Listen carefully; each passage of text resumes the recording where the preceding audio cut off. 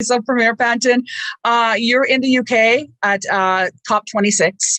Tell us how things have gone so far for you.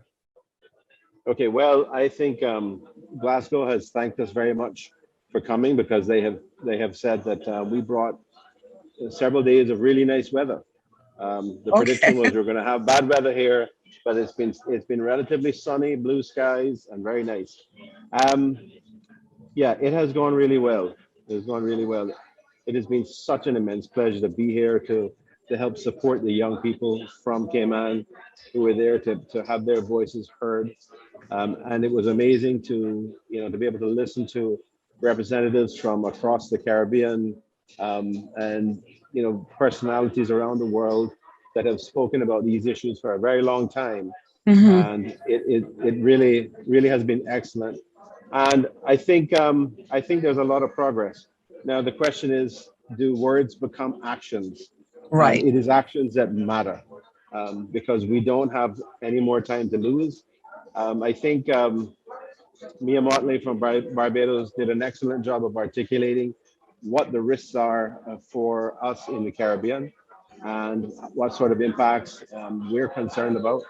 And obviously, you know, we understand that things have to be organized, but the truth is we don't have the time to waste. As she said, we got to try harder, and we got to try harder now. We have to work this out now. We have to take the actions because this generation of leaders, this generation of business owners, this generation who basically contribute to running the world, need to make sure that our legacy, our collective legacy, is one that is positive and one that provides a sustainable future for our children and their children. And the time is now to make sure that happens. Okay. Premier Panton, can you just kind of reiterate or state the obvious about the importance of the Cayman Islands being represented at this convention? Well, it is very important for Cayman to have a voice here. We are a part of the Caribbean region. We have a lot of representation from CARICOM. Mr. Brown was here. Mia Motley was here. The Prime Minister from Jamaica was here, Andrew Holness. So we've had a lot of representation from the Caribbean, a lot of representation from small island states like ours. And we're the ones that are going to feel it first, and we're the ones that are going to end up suffering the most.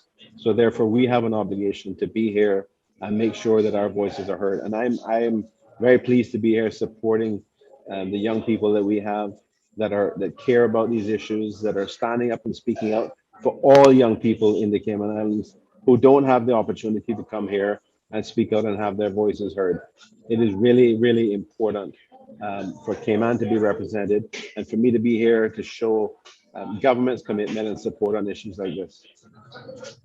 Premier Panton, we all know that the COVID-19 pandemic has affected everyone across the globe, one extent to the other, and it is the most happening thing right now. But Right. let's be real. Climate change is, it's the long-term effects of climate change. We don't know where that's going to lead us. So what would you say to the average person listening from here in Cayman?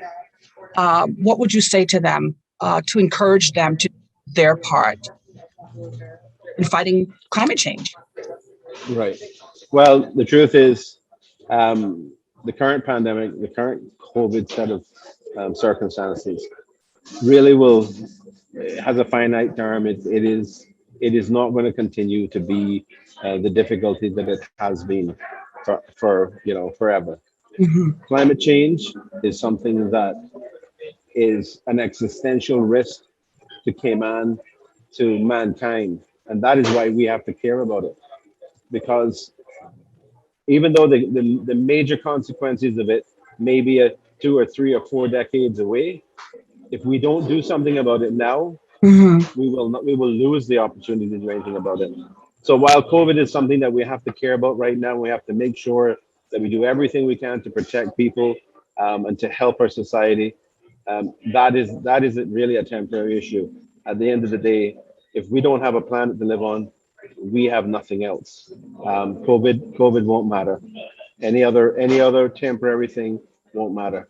This is a set of this is a permanent issue that we have to make sure we get it right, and we owe it to the future to do so, to do everything we can.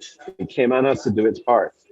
Right now, our per capita contribution to carbon dioxide in the atmosphere is around 12.4 tons per capita, and that is higher than many other big countries that are pumping out way more than their share too. Hmm. So we've on a per capita basis, we need to reduce that down to somewhere around 4.8 tons, and as quickly as possible, so that at least we have the credibility of saying, listen, we've done our share. We expect you and the rest of the world to do your share too. So that small island states and low-lying countries like ours and our children have an opportunity to continue to exist and continue to have the kind of life that we have all grown up with. Premier Panton, just as we wrap up, I know that our environment has been very near and dear to your heart for a very long time, being the former Minister for Environment, now the Minister for Sustainability and Resilience. Why are you so passionate about our environment here in Cayman? I think, Donna, without even realizing it, and honestly, it's been probably just a few years that in thinking back, I realized that my first job was in tourism. Mm. My first job was diving. I didn't see it as a job. I ended up being a dive master. I was a dive instructor. I spent afternoons after school. It was an incredible world that was so beautiful, so majestic, and it really underscored exactly why people love coming to Cayman. And it's not just the underwater world, though. It's our terrestrial environment as well.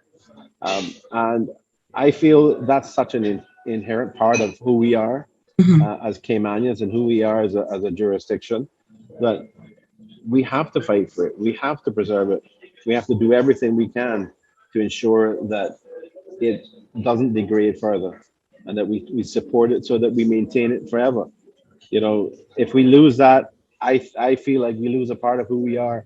We lose a part of our national psyche, which basically means we lose a part of our soul. And I'm sorry, that's how I see it. Yeah. Any final words, Premier Panton? Yeah, you look wonderful. It has been a great time here at COP for a few days. I mean, it has been a short period of time, Mm-hmm. but I have met some amazing people, had some really inspiring conversations.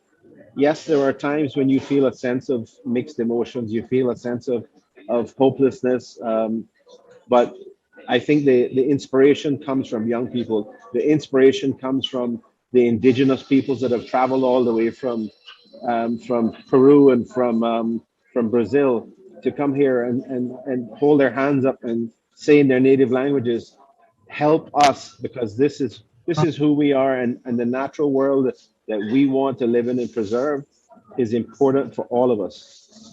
Places like the Amazon are known as the lungs of the planet.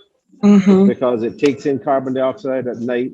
The plants use carbon dioxide to create food, and they emit. They do that in the daytime. They emit oxygen at night, and that's why they call it the lungs of the planet. We have to have a natural environment, a natural ecosystem which is in balance, in order to have a planet that is habitable for all of us.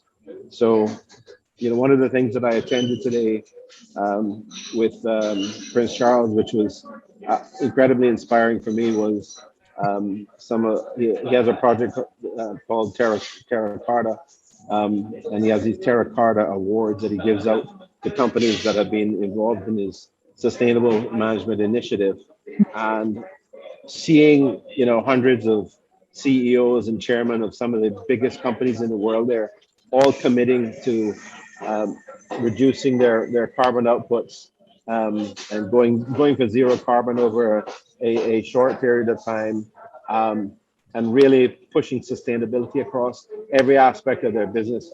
That gives me hope, and seeing somebody like Prince Charles so committed to this issue. I mean, he's a royal. He doesn't have to care about these things, but he does, and he does very passionately. And just seeing all of that, and it's really, really inspiring. So I'm coming away feeling very happy and very inspired, and very happy that I came and made the effort to come and support our young people here and support the NGOs that they're involved with, and to be a part of the Caribbean voice in Glasgow at COP26, saying what needs to be said. We have um, we have a life. We have countries that are at risk if we continue to pump out um, too much carbon dioxide, too much greenhouse gases, and we have a beautiful marine environment that if we go to 1.5 degrees or higher, we might lose 90% of it or more. And that is just, to me, that is incomprehensible. It would be inconsolable to lose, our beautiful marine environment. So that's why, it's something that I'm very passionate about. But I think it's more than just a passion. It's not a hobby. It's something that I think is inherently valuable to our existence and who we are and our ultimate success as a country. So I dedicated the time to come here and do that because I believe it's really, really important for our country and for the young people in particular. Mayor Panton, it's always a pleasure. Thank you so much. We really appreciate it. Enjoy the rest of your time there and be safe. Thank you, Donna. I really appreciate it. Trying to be safe, and I'll be home very shortly. Okay. Take care. Talk soon. Okay. Bye-bye. Bye-bye.